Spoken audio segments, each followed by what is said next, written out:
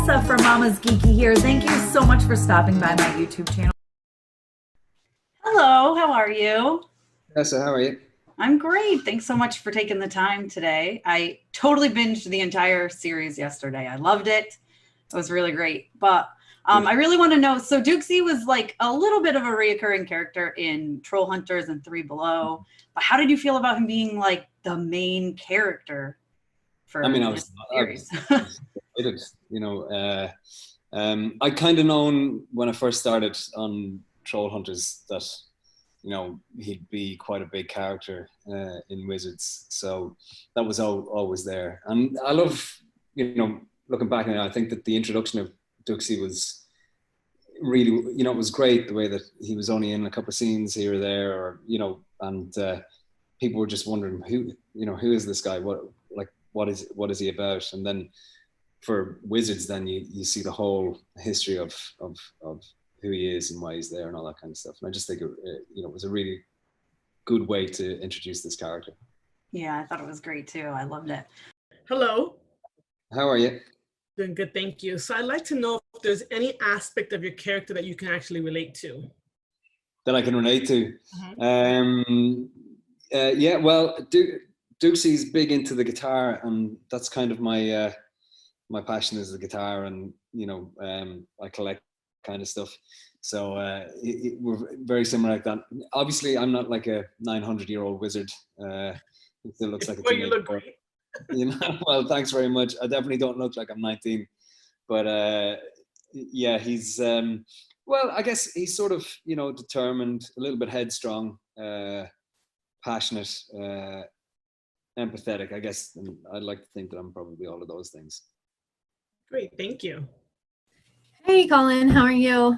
Thanks so much for talking to us. I'm wearing my Douxie inspired necklace today, and I really enjoyed the show. I'm curious, there at the end, and hopefully this isn't too big of a spoiler, but there's a scene between Douxie and Merlin where he tells you what a wizard you've become, and it's so interesting throughout the series and throughout centuries you see their relationship evolve. And I was just curious if you had any kind of perspective on what Merlin's relationship to him meant to Douxie and why it was so important for him to kind of get his acceptance and approval. Yeah, I mean, it was when I was recording that stuff, it was actually quite emotional because like that, Merlin was a father figure to Douxie, and Douxie was constantly just trying to prove himself to Merlin, to show that he was a good wizard, and he kept getting fobbed off. And then, so for Merlin to turn around and say that to him and accept him as a powerful wizard and an equal is such a massive thing for Douxie, and quite an emotional scene and an emotional thing to play. For sure. Yeah, that I thought was one of the most emotional scenes. I actually got tears in my eyes, so I really, really enjoyed that part. I did. Thank you so much. Thank you. Oh, hi guys, and hi Colin, hi Mark. Hey, how you doing? Great. So I was able to binge a lot of the episodes yesterday, and one thing that I noticed was I think a lot of times when there's an animated series, the quality is not cool, not what you expect from something you would see on the big screen. Wizards looks like it could be a feature film. And I was just wondering about the process of the changes in the animation from the first series and how that's progressed. It's interesting because we basically have been working with the same vendors, the same 3 animation houses that started with the very first episode, Troll Hunters.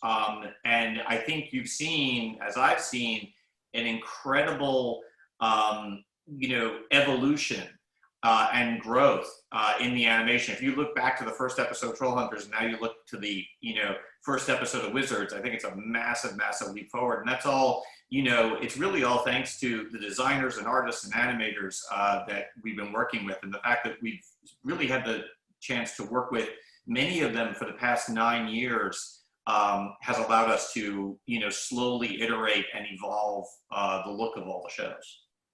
It looks amazing. Thank you. Thank you. Everyone works really, really, there's a lot of hard work that goes into it. So that's really appreciated. Hi, Colin. Hi, Mark. How are you? Hey, Hi, how are you? I have love the my background. green screen. Yeah, little background. So this is such a massive project and a finale to this trilogy. So I guess this is a question for both of you. What do you hope audiences will take away from this series after watching these last episodes? Colin?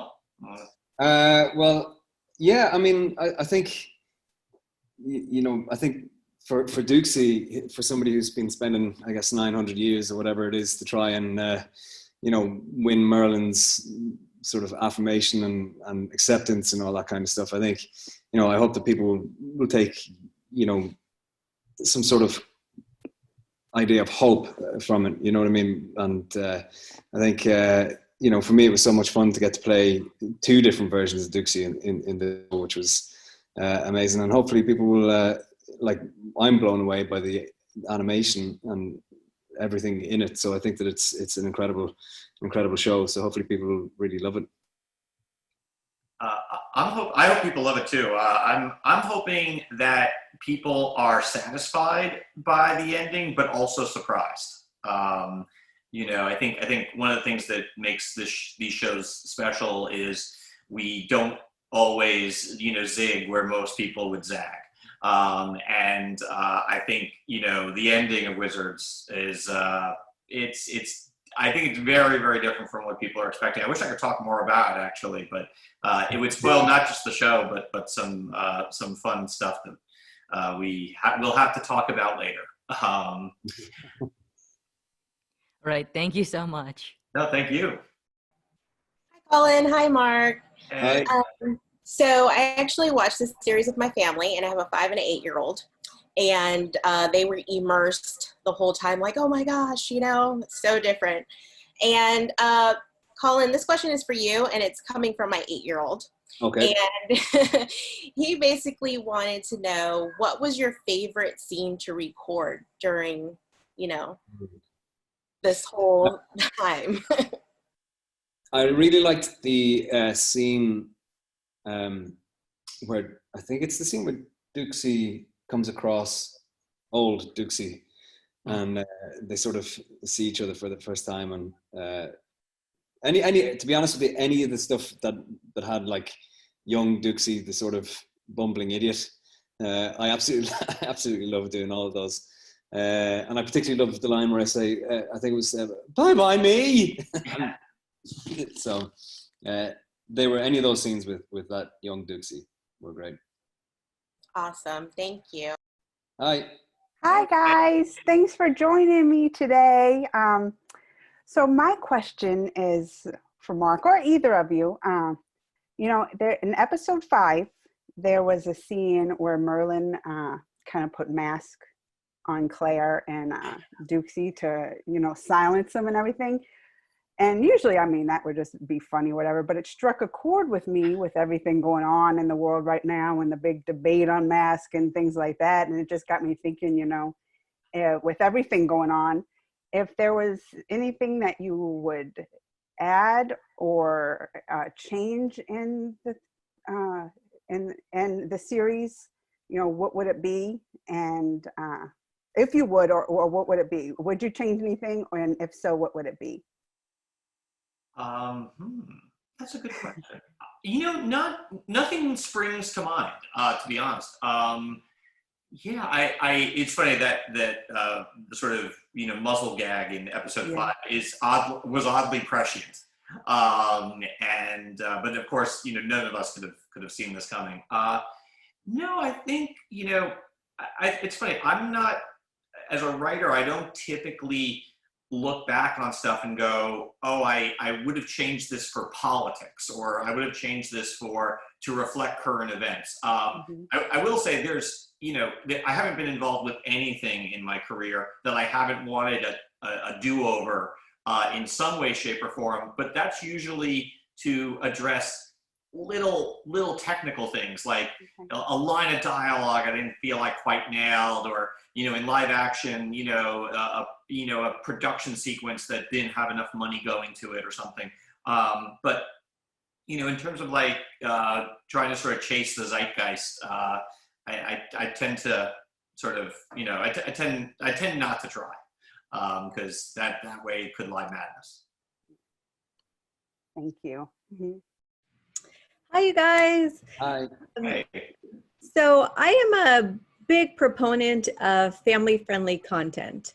And so first of all, I just wanted to thank you for making a show that is family-friendly and something I can watch with my kids. And it still has, you know, a little bit of an edge to it. One of my favorite things about this show were some of the words that you made up for, like, you know, like fuzz buckets and butt snack and things like that, so you can avoid the 4-letter words. So who came up with those? And do you have any non-4-letter words you like to say? Yeah, great question, and thanks for asking, actually, because it gives me an opportunity to give a shout out to Chad Quant and Aaron Walke, who are not only the showrunners of Wizards, but they've been on the writing staff of Trollhunters. And during their time on Trollhunters, I kind of discovered, along with the Hageman brothers, that Chad and Aaron had this gift for coming up with names, like naming stuff. And not just, you know, to avoid, you know, standards and practices issues with language, but like they came up with the name of the Arcane Order, for example. They have a lot of talents, but that's one of them. And they come up with a lot of the names that you hear on the Trollhunters and Wizards. Great, thank you. Yeah, no, thank you. Hi, thank you so much for being here today. I have, Mark and Colin, I have a question for both of you. Mark, I wanted to know, what do you think sets Wizards apart or makes it different than Tales of Arcadia series? And did you always plan for Wizards to be the final chapter in the franchise? And Colin, I wanted to know, what draws you to your character and what would you like audience goers to learn from your character? Colin, you want to take it first? Okay, yeah. I'd always wanted to do an animation anyway, and when this came up, I was just thrilled to be a part of it. And you know, I think Douxie is so much fun to play in this season in particular, with the 2 different versions, with the older Douxie, who I really love playing, and it's just so much fun to sort of try and do a voice for animation. You know, you get to really ham it up, which I mean, I'm pretty hammy as an actor anyway, but I think it adds a little something to it. So what do I hope people take away from it? I hope that people just really enjoy it for the spectacle that it is. I mean, it really is fantastic and epic and visually stunning. So I just hope people really enjoy it and immerse themselves in it. So as for your question to me, you know, it's funny. I have this philosophy that when you spin off a show, the spin-offs should always have their own identity and always, you know, be unique and distinct. Otherwise, you're just cloning the original show. With Wizards, we had that challenge, but we also had an additional challenge, which is it wasn't just a spin-off, it was also the conclusion of a trilogy. So Wizards kind of has to stand on its own feet as its own show, but at the same time, it has to feel like a satisfying end to a trilogy, which for my money is really sort of echoing the first chapter. I think, you know, to answer your question, like what sort of sets Wizards apart from the other 2 shows, I think, you know, for me, it kind of steals from and improves upon elements that Trollhunters and Three Below had. It sort of has the magic and the mythology of Trollhunters with the heightened humor of Three Below. At the same time, we're throwing time travel into the mix, and that's sort of like the new special ingredient that kind of makes this really, really different. To answer the second part of your question, do we always know Wizards would be the 3rd and final series in the trilogy? Yes, we did. In fact, you know, we meet Douxie in the final season of Trollhunters, specifically knowing that he would be the main character of the 3rd series in the trilogy. Thank you. Thank you. Hi, Mark. Hi, how you doing? Good, how are you? Good. Sorry I missed you before. Oh, it's fine. So I'm wondering, you know, some of the characters go back in time and they pretty much immediately mess up the entire timeline, like within an episode. And I'm curious, if you guys could go back in time, what historical event would you want to witness and possibly change and mess up? Ooh. I'd like to go. I'd like to have seen Jimi Hendrix at Woodstock. I wouldn't want to mess it up at all. I would want to have. I would like to have something to do with preventing Donald Trump from getting elected in 2016. I kind of love that answer. I'm not shy about my politics. Good. I love it. Thank you so much. Thank you. Hello. Hello. So Mark, I have a question for you. You said that the series is really about going backwards to go forward. Can you elaborate on that?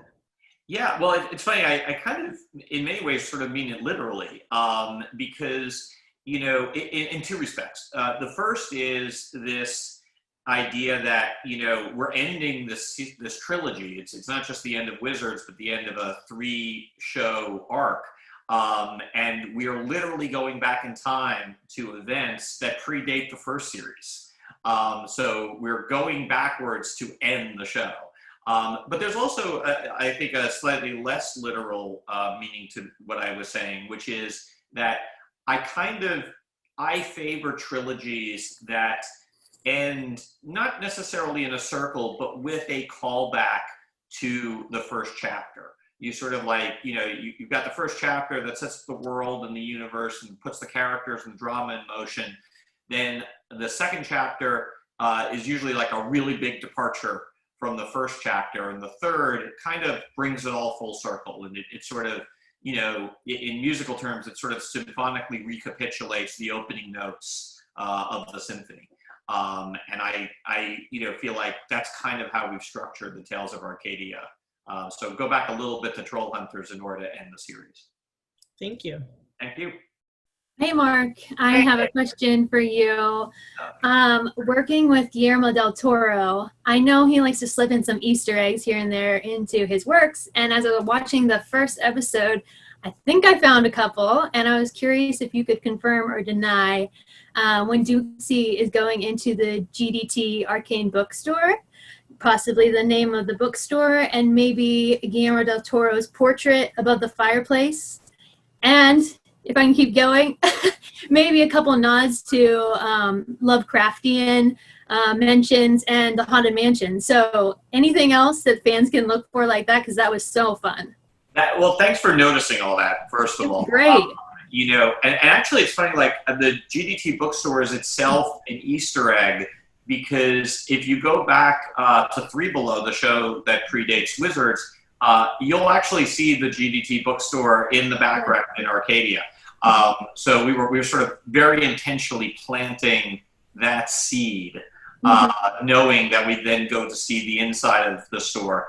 I'm trying to think if we'd worked out any other Easter eggs. Nothing springs to mind. You pretty much caught all the things in the bookstore. We will return to the bookstore later in the series, so you'll get a second chance to take a look. Awesome. Yeah, that was a lot of fun. I love spotting those little things. So thanks for pointing those out. No, thank you so much. Hi again. So I guess my question can apply to both of you. So what is the biggest challenge that you faced in your roles, respectively, as director and actor? Colin? For me, it was, I had never done an animation before, before I did the couple of scenes or whatever in Troll Hunters. And it was about, it's a completely different way of acting, really. It's, you know, normally you try to be as subtle as you can on camera and stuff, and you can't do that for animation. So that was a big learning for me, was to realize that I could be as big as I could possibly be, and that's where the animators then animate to the heightened whatever style of voice that you use. So it was great fun, and then when you get into it, it's so much fun. Yeah, it's funny, like just to sort of, you know, follow on from that, one of the things that is so enjoyable about working on this trilogy is the fact that there's so many actors who had never done voice acting before. And that, like, to sort of watch, you know, you and the other actors go through that creative evolution is always very, very satisfying. You know, to answer your question, you know, what's the most challenging thing? I find, honestly, it kind of depends on each episode, but overall, you know, the challenge sort of I always feel the most acutely is I never want to let Guillermo del Toro down. You know, he sets the bar really high, and you don't, it's not like you're afraid of him yelling at you. It's actually his passion is so infectious that you really don't, you know, it's like playing for a coach and you don't want to let the coach down. Right. Yeah. Thank you. Thank you very much. Okay, so Mark, I love that you have a background in comic books and that you were one of the authors on the graphic novel for Troll Hunters. So I'm just wondering, do we have more of that coming? Is there going to be a Wizards graphic novel on the way? No, unfortunately not. We pitched it to Dark Horse, which is the company that you know, that DreamWorks has the publishing relationship with, and they had published our Troll Hunters graphic novels. And for reasons sort of known only to them, they passed. I was bummed because we really wanted to do a comic book related to Wizards. The whole writing staff was actually on board with the idea, and we had a whole bunch of cool ideas because there was a lot of story that we didn't get a chance to tell in 10 episodes, and characters we wanted to spend more time with. But you know, never say never. You know, it's there's you know, still chance, Dark Horse, you can change your mind anytime. Fingers crossed that happens. Thank you. Thanks. Hi, Mark. Hey. So I just wanted to ask, through the series, we kind of see the development of characters, and I felt like in Wizards there was like more in-depth just for relationships, specifically with Arthur and Morgana. And so I just kind of wanted to know if the storyline was kind of written with personal experiences that have happened, and kind of just how that developed. Yeah, I think, thank you for, first of all, for your kind words. You know, I know we spend a lot of time in the writer's room talking about just our own families and our own family dynamics. You know, the Arthur-Morgana relationship is, you know, we all have family, and, you know, a lot of us have siblings, and, you know, so there are times when those relationships are kind of, you know, fractured and frayed. You know, the one thing that sort of really intrigued us was the idea that we wanted to kind of take the normal paradigm and flip it on its head, you know, so that Arthur is not entirely in the right, even though he's King Arthur and he wields Excalibur and he's, you know, is seen in books and literature as you know, all-knowing and just a hero. We want to kind of, you know, present him as kind of having a prejudice, you know, against magic. And it's a prejudice that you know, he comes by somewhat, you know, honestly, in the sense that, you know, he blames magic for, you know, the death of his wife. But at the, you know, sort of on the other side of the coin, we wanted to give Morgana a real point of view, so that she wasn't just a mustache twirling villain. You know, that she, you know, she makes, I think, a better argument than, you know, than Arthur. And if we've done our job right, hopefully the audience spends the majority of Wizards kind of going, you know, I kind of think Morgana, the bad guy, was in the right here. Great, thank you so much. Thank you. Hello again. Hey. So Tanya, you know, touched on the, you know, the language, how it's a very kid-friendly in the language, and listen, a fart joke in my house wins every single time. Like, you know, so I love the comedy in it. But you did mention, you know, it gets dark and it has death in it, and even the message is kind of, you know, the repercussions of our choices is kind of a powerful kind of message. So especially with, you know, with the safe programming we have today, why did you think adding these elements into this was so important? Well, you know, it's funny. I'm old. I grew up on, you know, Empire Strikes Back and Raiders of the Lost Ark, and, you know, and I think I turned out okay. I wasn't, emotionally crippled, by Luke getting his hand chopped off. In fact, it's funny, the note that came back from Netflix when Morgana loses her hand is you can't show the hand getting chopped off. I'm like, why not? We showed it on screen, back in 1980. But, so I come from the viewpoint that, the kids can handle a lot more in terms of tone than we give them credit for. And, I think the intention always was to, produce a show, really a series of shows that was, for kids, but also for kids of all ages, people, from 5 to 500. And I think if you're gonna do that, you've got to have some emotional complexity. You've got to have some, tonal ambitions. I believe very strongly, and I think the reactions to Troll Hunters and Three Below sort of bear me out on this, is that kids can handle it, and enjoy it. They're not scared, they're not traumatized, that's. It seems to have worked out. Knock on wood. I agree. Thank you. Hi again. Hey. So when I was watching the series, one of my daughters was walking by and she said, "That sounds like Hook," and I'm like, "It is." And so my daughters are huge fans of Once Upon a Time. And I love that they can recognize your voice even in a different character. So was there anything that specifically that you did for Douxie when you were voicing him to change it from other recognizable characters, or how was that process for you? Thanks very much, and you can tell your daughters I said thanks very much. I'm I glad will.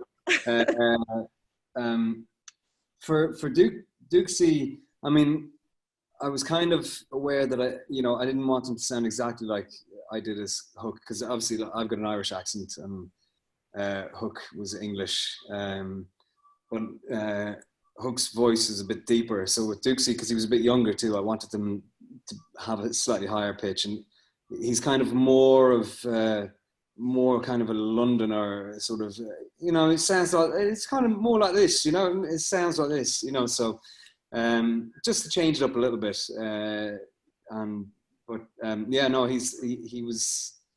it was more, I just really didn't want him to sound exactly like I did as Captain Hook. So it's always funny because a lot of people don't realize that I'm actually Irish. Do you know what I mean? Because yeah. I played English so many times, but it was a lot of fun. Thank you. Thanks. Hi again. So I've got 2 questions. So I wanted to know, both of you, what were your favorite episodes and why? And then Colin, I want to know, how did that sourdough bread turn out? And did you really make it? I did make the sourdough bread, and I'm still making it. It turned out great. So, and I'm using it for sourdough pizza bases as well.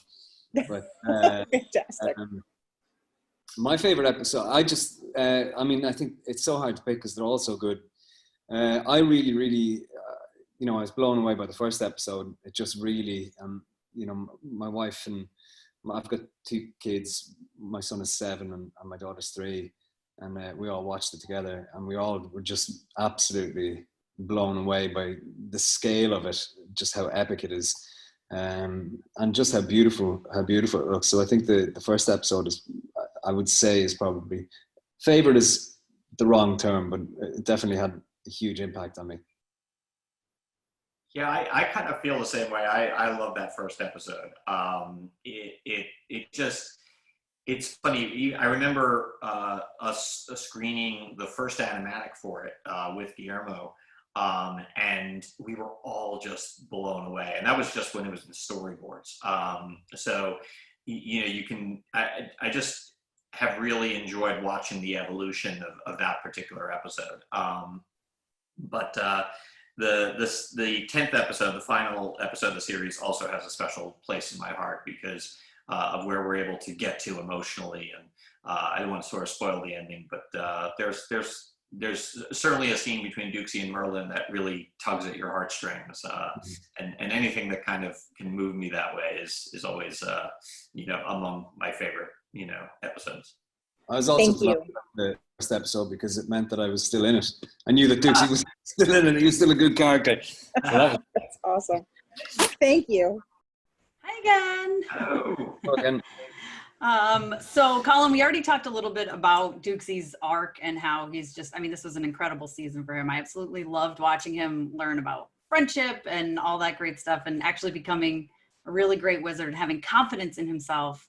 But so he's gotten more into wizardry. He's confident in himself with all his spells. So if you could have any of his spells, which one would it be and why? oh, that's a good one. I think I would like I like the one where he sort of catches he reins in the shadow method, the sort of almost like a whip. I could do with that to wrangle up my kids pretty much whenever we need to go somewhere. So I'll probably go with that one. That's a fun one. I think if I could have one, I would do that never ending hallway thing to just wear my kids out, just let them run it out. Thank you. Thank you. Hi. So Colin, I'd love to know why it was important for you to be a part of this project. I mean, when I first found out about it, I heard about it for Troll Hunters. I'd always wanted to do voice for an animation. It was like a childhood sort of dream. I was actually going to go to study animation. I'd been accepted in university and decided to become an actor instead. So I was. Thank you for that. No, thanks. I was thrilled to get the opportunity, and then Guillermo del Toro. It's hard to not be excited by anything that he's involved with as well. And just, I think, and Mark, you might correct me if I'm wrong, but I'm pretty certain that we sort of knew when I was coming on. Oh yeah, for sure. The idea that Wizards would be a big thing for Douxie. So that was the fun of knowing that, in Troll Hunters, I might be in 2 or 3 scenes, I think it is, and then 3 below, something similar, but teasing the character out that way. I love the idea of that, knowing that this was going to be a bigger season for him. Thank you. Hey, Colin, I have a question for you. So working with fantasy series with obviously Wizards and Once Upon a Time, I'm curious, they both have such dedicated fan bases, and coming into Wizards, did you know anything about the fan base, and did you have like a warm reception joining the show? And is fantasy a genre that you like to be participating in? I mean, fantasy is a genre that I've been participating in for nearly 10 years now. So whether I want to be or not, it's there. No, I love fantasy. I knew the original first season of Troll Hunters, so I knew about that, but I didn't know that the fan base was as rabid as it is. And like similar to that, the Once Upon a Time fans are, incredibly rabid. So I was kind of half okay with it because it was so crazy on Once Upon a Time with the fans in a good way, because that's what you want. You want people to really be passionate about your show or whatever. So yeah, it was kind of interesting. It'll be interesting to see also because Douxie was only such a smaller role in the other ones, and it was amazing to see, like on my Twitter and stuff like that, people sort of going, why only doing like a couple of scenes? That's crazy. There's something going on. There's something, and obviously you can't say anything. You know what I mean? We couldn't say anything, but it was sort of, and also it was great that the character had an impact for such a small amount of screen time. In the first in like the Troll Hunters and stuff like that. So yeah, it was good fun. Yeah, absolutely. They're in for a treat this season then, and get to see more about your character. Yeah. Thank you. Thank you. Hi again. Okay, so Colin, I kind of wanted to talk about fans as well. I'm wondering which fans are the craziest? The Once Upon a Time, the Tales of Arcadia, or something else? Or something else? I'll probably have to say or something else, because I don't want people crazy is the wrong term. I think it's passionate more, I would say. And I don't know, I've yet to see now for Wizards, because like I said, Douxie was only such a small character. I think that people didn't it didn't register so much with the fans, but maybe after Wizards it might be a bit more, they might be a bit more vocal to me about things. Thank you. Hello, it's Ishan again. Hello. So I have a question for Colin this time. So what was a typical day shooting the series? Any fun stories? Oh, working on this? Well, it's a funny one, because I live in Ireland, so I pretty much recorded most of my stuff here, miles and miles, thousands of miles away from anybody else involved in the project. And it's you're kind of in the booth on your own, sort of Skyping with people. But I weirdly, I really, really enjoyed it, because you just sort of, you get to sort of go off in your own mind, and you're not worried about people really sort of seeing you and watching you, whatever, performance wise. So it was a lot of fun, but it's kind of weird being so far away from where everybody was, and we'd have to try and arrange times that would suit, where it wouldn't be the middle of the night for me, and it'd be, early morning for those guys in LA and whatever. But yeah, that was kind of it. All right, thank you. Thank you. Hi, Colin. My question is for you. And I was just curious, because I know you're a dad. And so I was just curious, because you are recording this stuff at home and everything, if you have seen, the first two series with your kids, and kind of like, what do they think of Dad playing Douxie, and just being this character that's, loved by so many? Well, yeah, my kids are quite young, and I was saying earlier on, when I played the first episode of Wizards for them, they, I don't think that they kind of go, oh, yeah, that's you, Dad, but then they're sucked into the whole show, and they forget about it. So they kind of, but they loved it, and they're 7 and 3, and I think it's fun to do something where that I can watch it with the kids. I mean, Once Upon a Time kind of was like that, but it was more difficult watching something like that, where I had to kiss somebody else, and have your son, when he was 4, say, "That's not mommy." Yeah. So it's kind of nice to have an animation to watch with them. Awesome. Thank you. Hello once again. So I was going to ask Colin, well, Douxie is a very interesting character. I mean, he's 900 years old, right? But he's a teenager, and he acts like a teenager. I mean, well, I'm in my 40s, and you would think I still act like a kid, but I would just hope by 900 years old, I would have matured a little bit. But I just want to know how you even approach a character, to play a character like that, or prepare.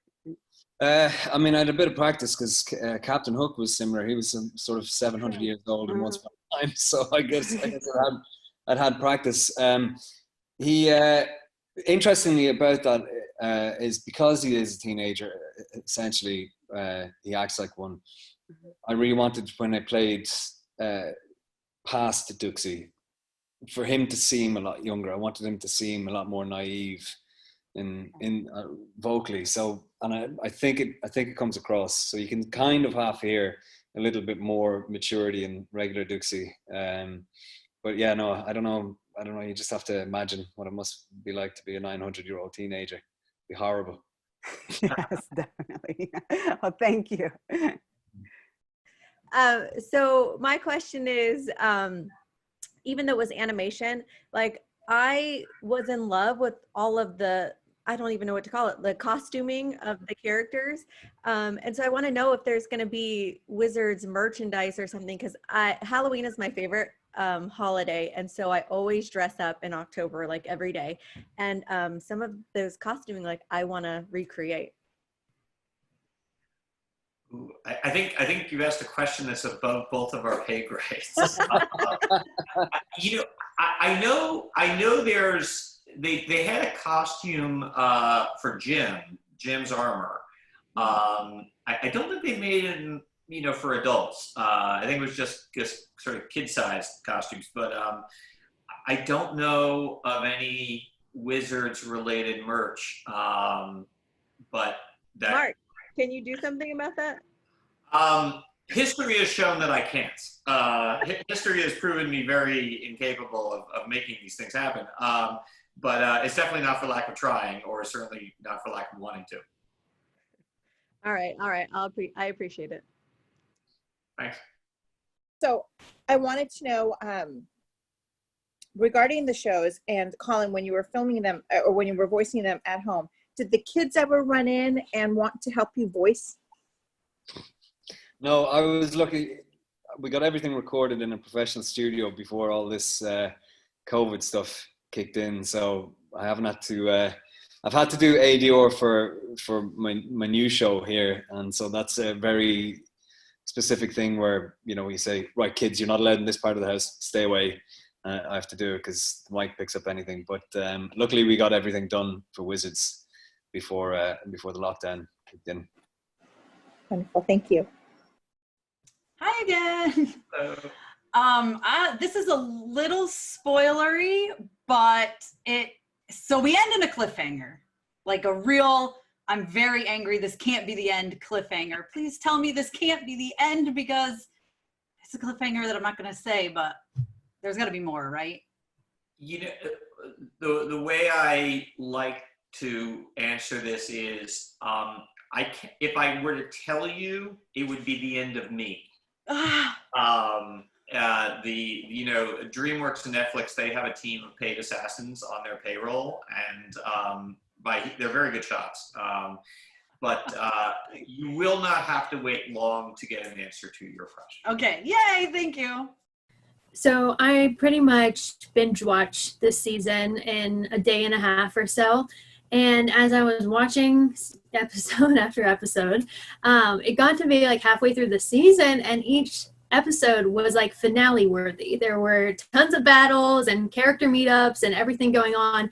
And I would keep checking the episode list because I was like, is this the finale? Is this the finale?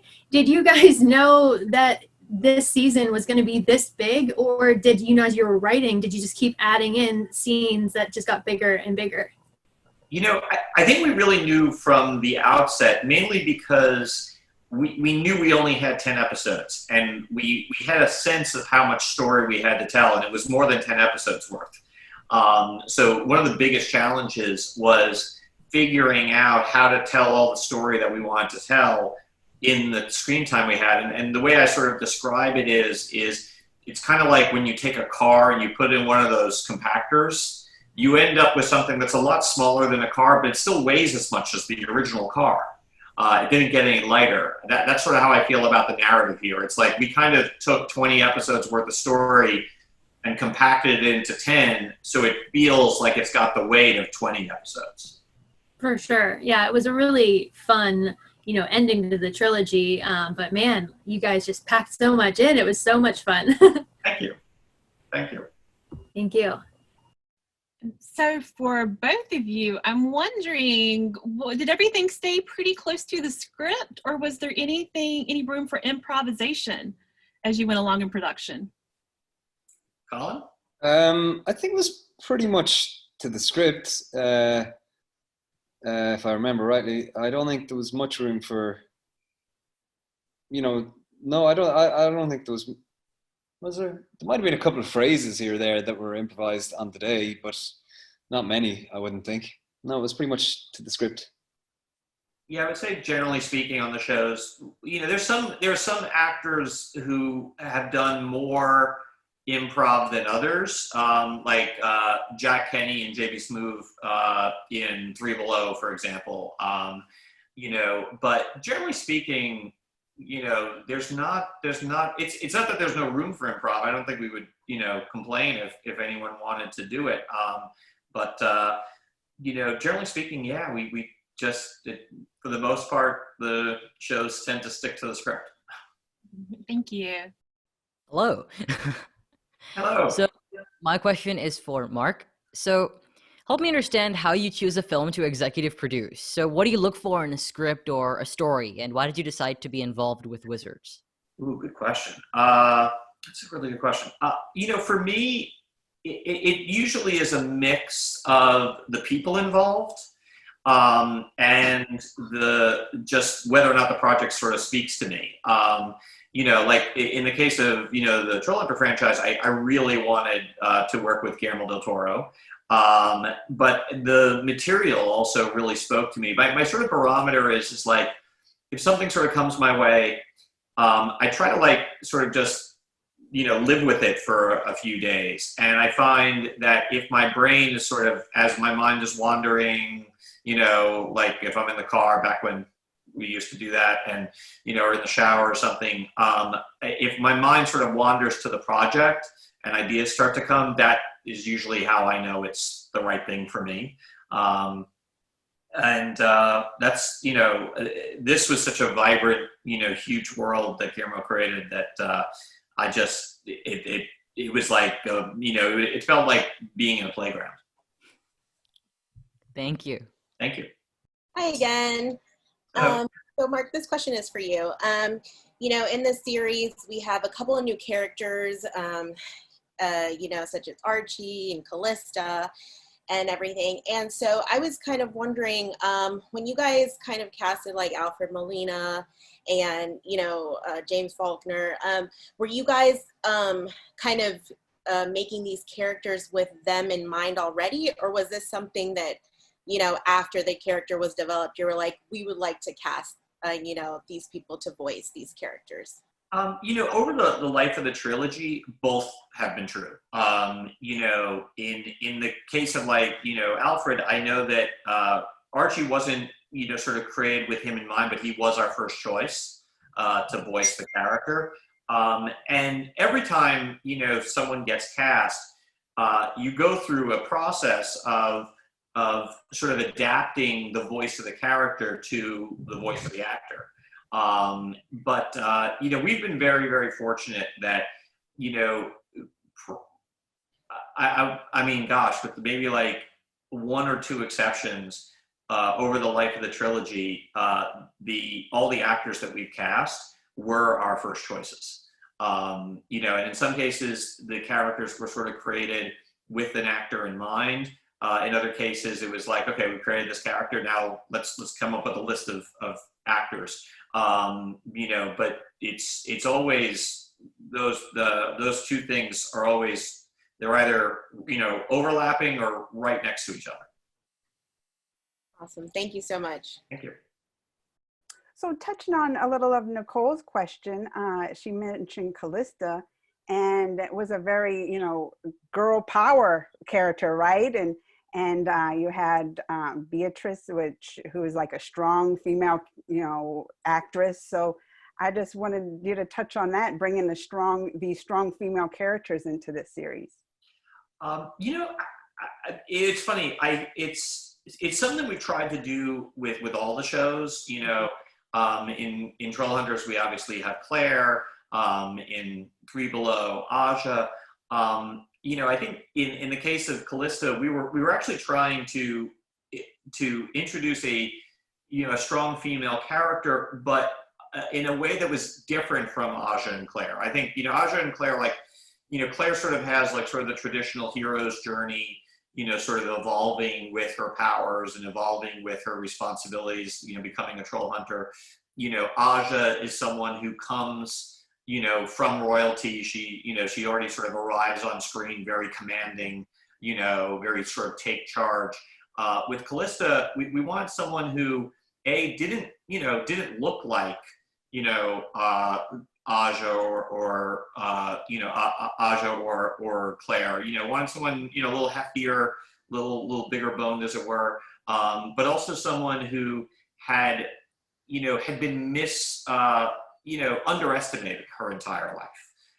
Who actually had much greater things in store for her than her initial appearance or past history.